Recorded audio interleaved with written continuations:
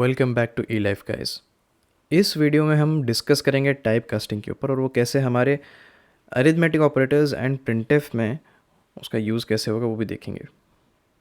So type casting के ऊपर बात करने से पहले मैं आपका ध्यान जो है यहाँ पे लाना चाहूँगा। मैंने जब आपको फॉरवर्ड स्लैश डिवीजन ऑपरेटर के बारे में बताया था, वो बेसिकली क्या कर रहा था, हमारे दो नंबर्स के बीच में डिवीजन करने के बाद जो भी क्वोशेंट आता था, ओके, सिंपल डिवीजन के बाद जो भी क्वोशेंट आता था उसको हम कंसिडर करते थे। सो बेसिकली मैंने दो इंटीजर्स ले लिए हैं A and B, integer variables, और उनको मैंने इनिशियलाइज किया है 5 और 2 के हिसाब से।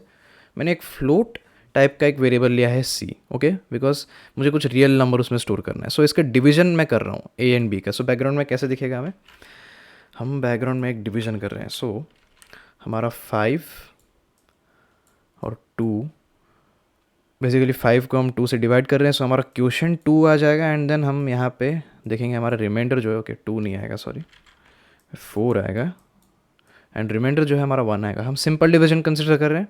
सो हमारा सी में जो है 2 स्टोर होने जा रहा है। बट बेसिकली होता क्या है कि हमारा इंटीजर 2 स्टोर हो नहीं सकता, तो हम उसको 2.0 के हिसाब से स्टोर करते हैं। बेसिकली इसलिए मैं जब उसको प्रिंट करूँगा लाइन नंबर 8 में, मैं देखूँगी मेरा प्रिंट हो रहा है 2.0। ओके, एक बार ये देख लेते हैं। उसके बाद बेसिकली हमारा फोकस उस चीज़ पे है कि हम एक डिवीजन कर रहे हैं लेकिन हमको प्रॉपर जो है रिजल्ट नहीं मिल रहा है। आई मीन बेसिकली हमारे जब 5 को हम 2 से डिवाइड करेंगे, अगर हम डेसिमल पॉइंट्स को कंसिडर करना शुरू कर जाएं, तो फिर हमारा ये एक इनकम्प्लीट आंसर है। यानी कि अगर हम रिमाइंडर को भी इनफैक्ट कंसिडर कर भी लेते हैं, देन हमें प्रॉपर जो डिवीजन का रिजल्ट है वो नहीं मिल रहा है।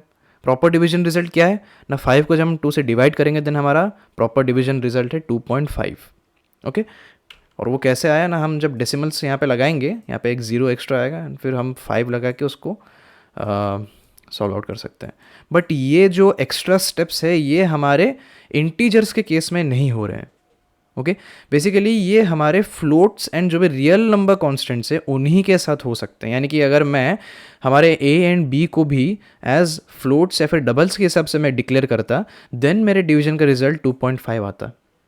बिकॉज तब मेरा जो फॉरवर्ड स्लैश ऑपरेटर है वो क्वोशेंट किसका लेगा ना, पूरा फाइनल डिवीजन का।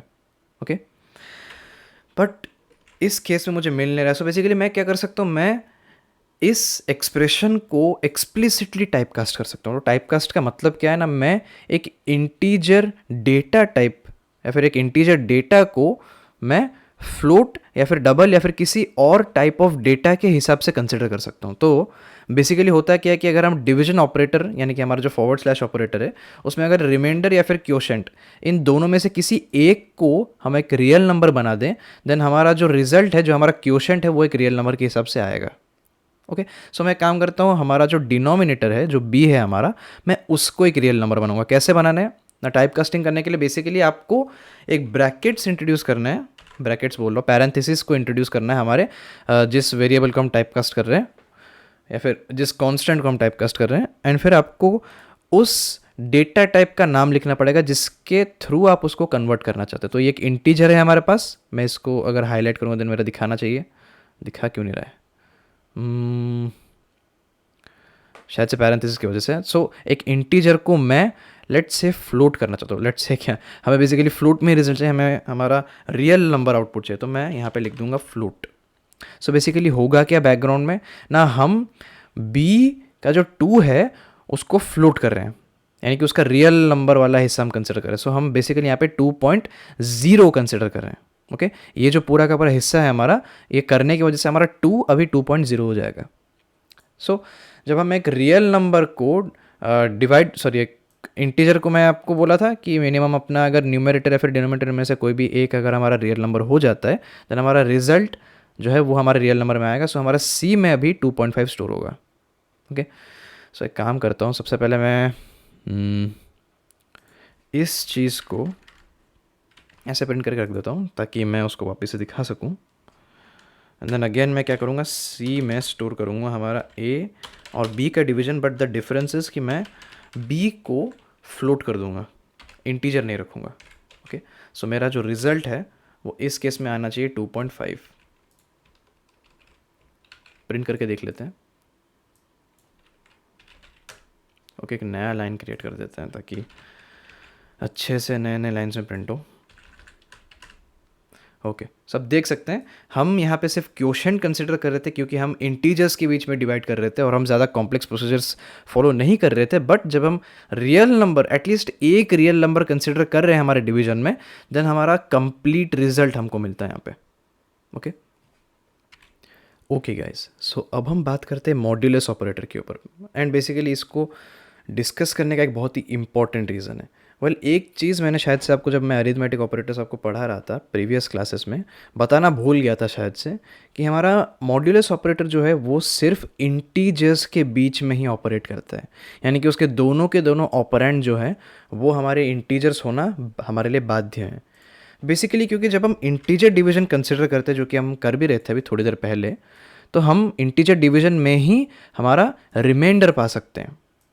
ओके लेकिन जब मैं रियल डिवीजन कर रहा था, ये हमारा सिंपल डिवीजन था, इंटीजर डिवीजन, इसमें हमको रिमाइंडर मिल रहा था। लेकिन जब हम रियल डिवीजन करते हैं, लेट्स सी, अगर मैं यहाँ पे 0.5 करूँगा देन हाँ, तो वो 10 से हमारा कट के 0 हो जाता है, तो हमको रिमाइंडर कुछ मिलता नहीं है। ओके दैट्स बेसिकली वाई हमारा जो मॉड्यूलर ऑपरेटर है वो इंटीजर टाइप्स को छोड़ के किसी भी और टाइप के ऑपरेंड के साथ ऑपरेट नहीं करेगा। क्योंकि लेट्स कंसिडर अनदर एग्जांपल, अगर मैं एक कॉम्प्लेक्स डिवीजन कंसिडर करता, लेट्स से मैं अगर 11 को डिवाइड करता हमारे 3 के साथ, देन अगर मैं सिंपल डिविजन्स के हिसाब से जाता देन मैं क्या करता, 3 3 9 करके मैं यहाँ पे पाता मेरा रिमाइंडर 2। ओके लेकिन अगर मैं रियल डिवीजन की बात करूँ देन मैं डेसिमल्स इंट्रोड्यूस करना शुरू कर दूंगा, तो फिर मेरे यहाँ पे 20 आएगा एंड देन 3 6 करके 18 आएगा।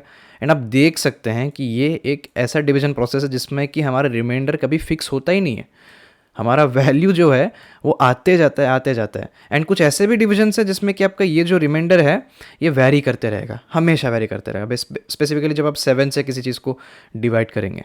ओके सो इसीलिए क्योंकि हमारा रिमाइंडर अनडिफाइंड हो जाता है जब हम रियल के साथ उसको डिवाइड करते हैं, यूज़ करते हैं, हम सिर्फ इंटीजर्स को ही यूज़ कर सकते हैं हमारे मॉड्यूलो ऑपरेटर के साथ। सो इसका तो वेल एंड गुड हमारा आंसर आ जाएगा, इसका हमारा 1 आना चाहिए, लेकिन क्योंकि हम उसको एक फ्लोट टाइप के डेटा टाइप में फ्लोट टाइप के वेरिएबल में स्टोर कर रहे हैं, हमारा 1 जो है वो 1.0 के हिसाब से स्टोर हो जाएगा। सो इसको अगर मैं प्रिंट कर दूं तो फिर लेट से प्रिंट कर देते हैं। सो हमारा 1.00 होके स्टोर होता है क्योंकि हमारा रिमाइंडर जो है इस डिवीजन के बाद 1 आएगा। बट अगर मैं यहाँ पे टाइप कास्टिंग करने की कोशिश करूँ देन मुझे स्ट्रिक्टली अलाउ नहीं किया जाएगा एंड मुझे एक एरर बोला जाएगा कि हम जो 2 ऑपरेंड्स यूज़ कर रहे हैं वो प्योरली इंटीजर नहीं है। इनवैलिड ऑपरेंड्स टू बाइनरी, यानी कि आपने जो ऑपरेंड्स दिए हैं वो इनवैलिड हुए।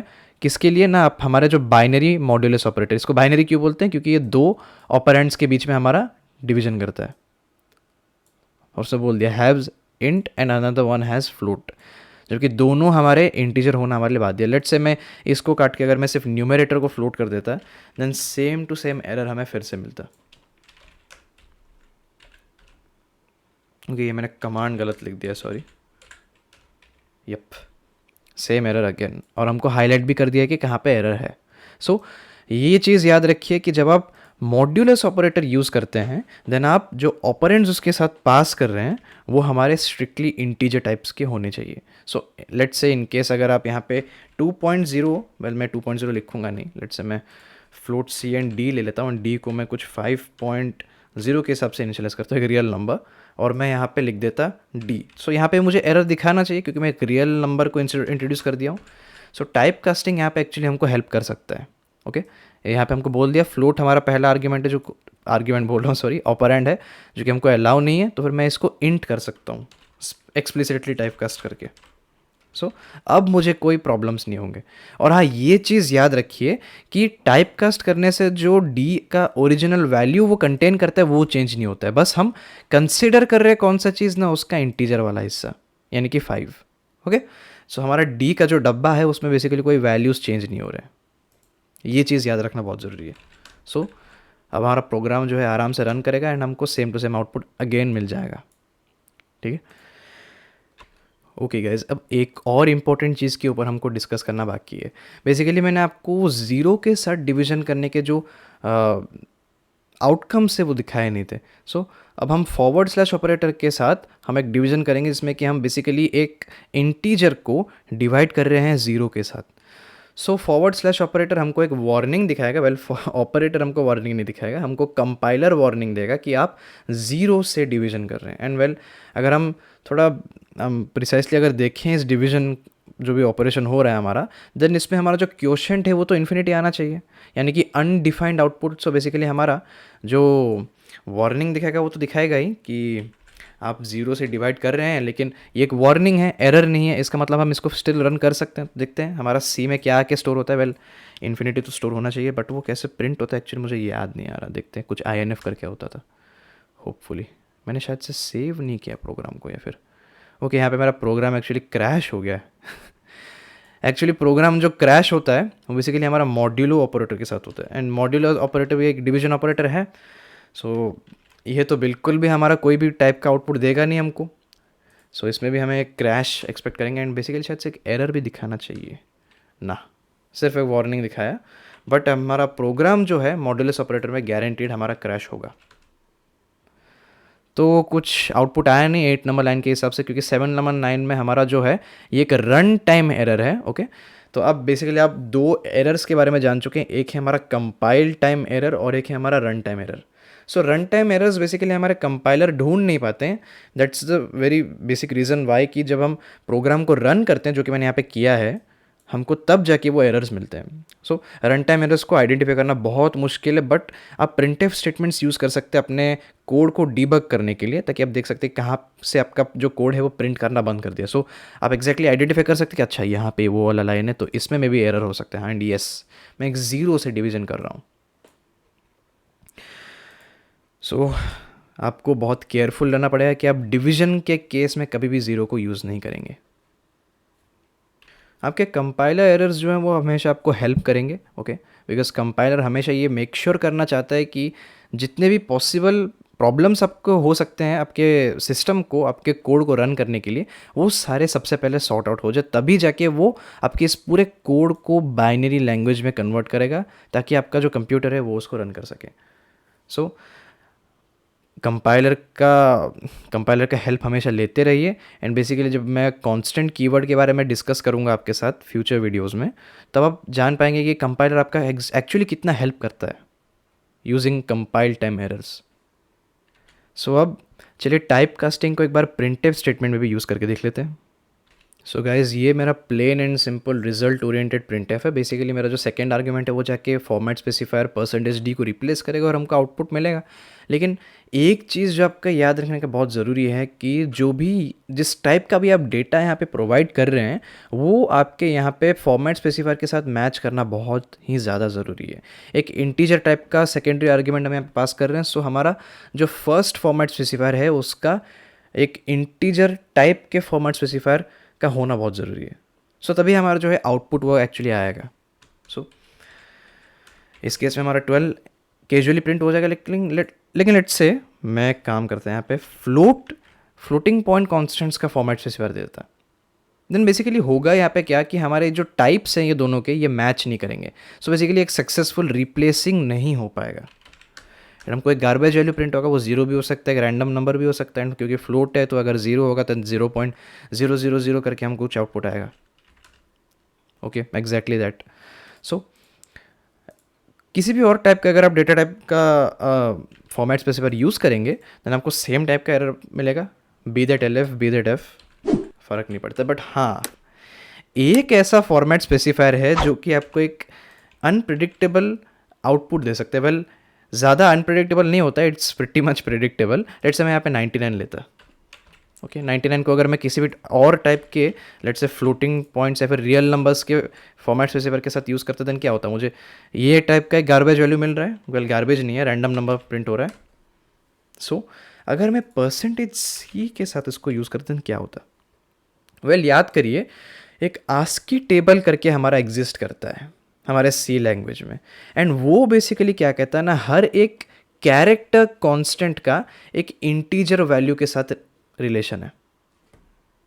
सो यहाँ पे मैंने अपने वेबसाइट में एक सर्च करके आस्की वैल्यूज़ का एक टेबल आपके सामने प्रेजेंट किया है। एंड आप देख सकते हैं कि हर एक कैरेक्टर का, ओके, जितने भी कैरेक्टर्स आपके लिस्ट दिख रहे हैं यहाँ पे, उन सबका डेसिमल वैल्यूज़ के साथ एक रिलेशन है। ओके, हम बेसिकली डेसिमल इंटीजर्स की ही बात करेंगे, हम hexadecimal and octal number systems की बात नहीं करेंगे, वो हमारे कोर्स के स्कोप में नहीं है।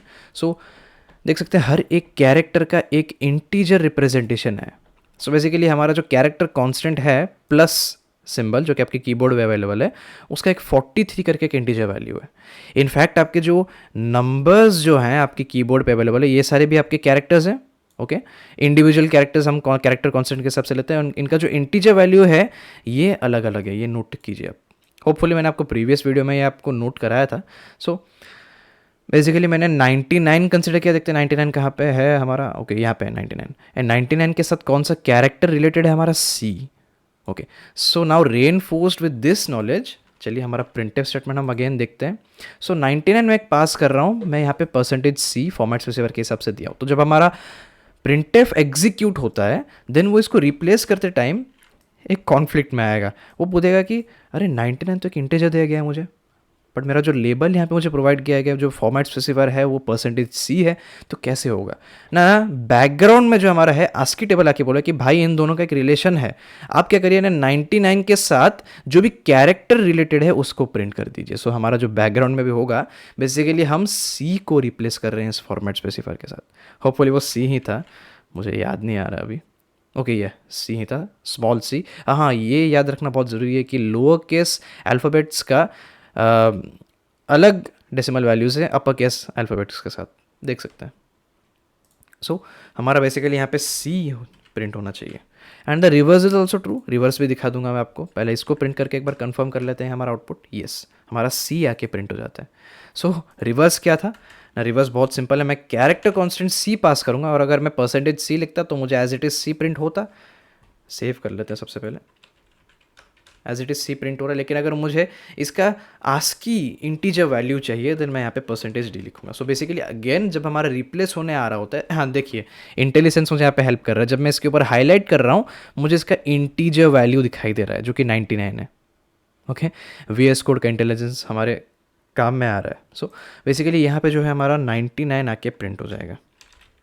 सो ये एक एक्सेप्शन है हमारे मिस मैचिंग का।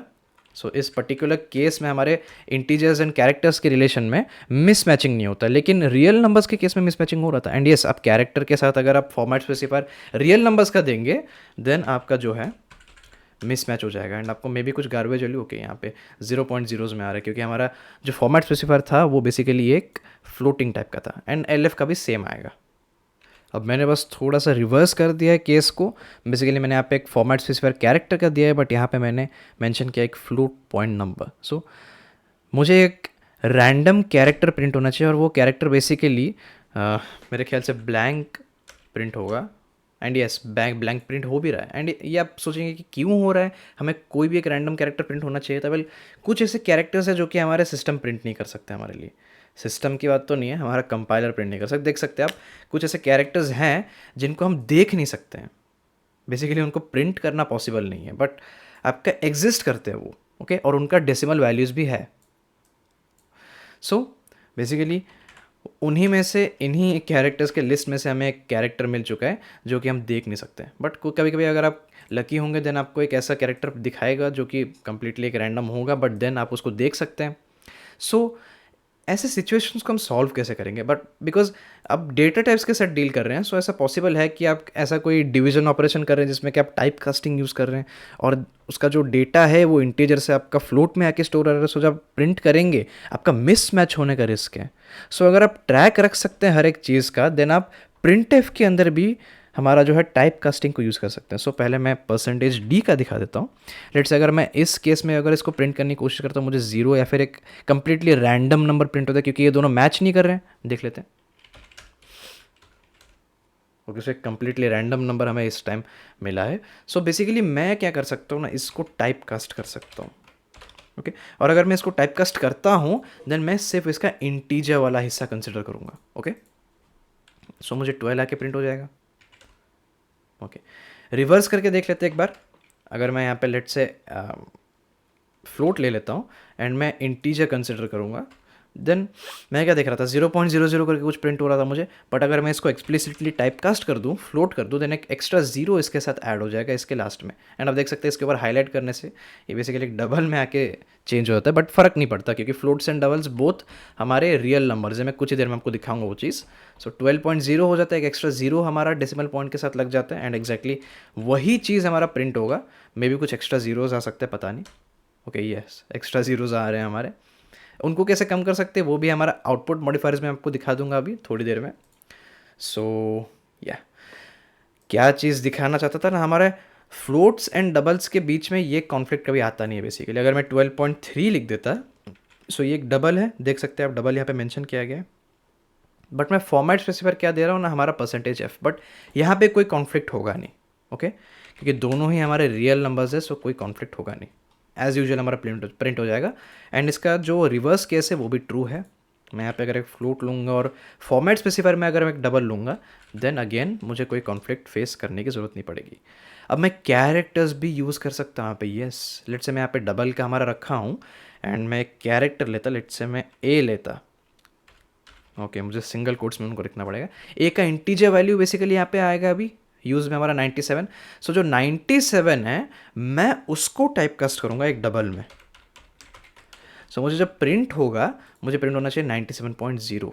यस ओके, ये बहुत इंटरेस्टिंग चीज़ है, और दो ये आपके मतलब प्रैक्टिकल कोडिंग लाइफ में कभी इतना काम में आएंगे नहीं, बट जब आएंगे तब आप ढूंढते ना रह जाएं। ओके एंड आपको अच्छे से याद हो ये सारी चीज़ें। सो आप देख सकते हैं कि 97.000 करके आपके प्रिंट हो रहा है। सो ये जो एक्स्ट्रा जीरोज है हम इनको कैसे निकाल सकते हैं भाई? वेल एक टेक्निक है, जब आप प्रिंट करते हैं फॉर्मेट स्पेसिफायर मेंशन करते हैं, तो बेसिकली जब आप फ्लोटिंग या फिर डबल्स के फॉर्मेट स्पेसिफायर के साथ डील करते हैं, देन आप अगर आप डेसिमल पॉइंट दे के, ओके जो फुल स्टॉप है आपका, फुल स्टॉप ऑपरेटर दे के परसेंटेज एंड एल एफ या फिर एफ के बीच में अब जो भी इंटीजर लिखेंगे, लेट्स से मैं 2 लिखता हूँ, देन मैं बेसिकली इससे ये डिफाइन कर रहा हूँ कि मैं जो भी मेरा फ्लोटिंग या फिर डबल, ये तो डबल है, डबल वैल्यू आएगा, उसके डेसिमल पॉइंट के बाद मैं सिर्फ 2 ही वैल्यूज़ कंसिडर करूँगा। ओके बहुत जल्दी मैंने बहुत सारी चीज़ें बोल दी। लेट्स से कि मैं एक छोटा सा केस पहले लेता हूँ। लेट्स से मैं पहले लेता 12.34567 ओके। सो इसको प्रिंट करने से मेरे ख्याल से एक्स्ट्रा जीरोस देने नहीं चाहिए, ये ऐसे दिखा रहा है बट होपफुली देना तो नहीं चाहिए, या दे नहीं रहा है। सो बेसिकली ये क्या हो रहा है ना, एज इट इज़ मैंने जितने जीरोस दे रहे थे उस हिसाब से मैंने नंबर्स दे दिए, तो मेरा एज इट इज़ प्रिंट हो रहा है। बट अब मैं क्या चाहता हूँ ना, प्रिंट करते समय मैं खाली इतना ही प्रिंट करूँ 12.34। सो बेसिकली मैं क्या कर सकता हूँ, यहाँ पे हमारे फॉर्मेट स्पेसिफायर में आके मेंशन कर सकता हूँ कि आप डेसिमल पॉइंट के बाद सिर्फ 2 ही नंबर्स को प्रिंट कीजिए। ओके सो ये जो 2 एक्स्ट्रा कोडिंग मैंने यहाँ पे किया है, वो बेसिकली अगर मैं हिंदी में बोलूँगा तो ये बोल रहा है कि आप डेसिमल पॉइंट के बाद सिर्फ 2 ही नंबर्स को कंसिडर करिए। सो मेरा 12.34 इस टाइम आके प्रिंट हो जाएगा। ओके 12.34 को राउंड ऑफ करके दे रहा है, ये मैं भूल गया था। सो 345 था, दैट्स वाई, बिकॉज हमारा 5 के बाद जो है यहाँ पे 5 हो जाना चाहिए, दैट्स वाई हमारा 12.35 आके प्रिंट हो रहा है। ओके सो आप ऐसे डिसाइड कर सकते हैं कितने डेसिमल प्लेसेस तक आपका आउटपुट चाहिए। अगर आप 0.3 मेंशन करेंगे देन आपका 3 आ जाएंगे, एंड बेसिकली अगर हम राउंडिंग ऑफ कर ही रहे हैं तो शायद से 346 आना चाहिए, या 12.346। So there it is guys, type casting का मैंने आपको सारे सिचुएशंस दिखा दिए हैं, एंड प्रिंट एफ का भी एक एक्स्ट्रा नॉलेज आपको आज की वीडियो में जानने को मिला। सो आज की वीडियो का बस इतना ही था, टाइप कास्टिंग बस बेसिक कुछ एग्जांपल्स आपको दिखाने थे, and I will see you guys in the next lecture.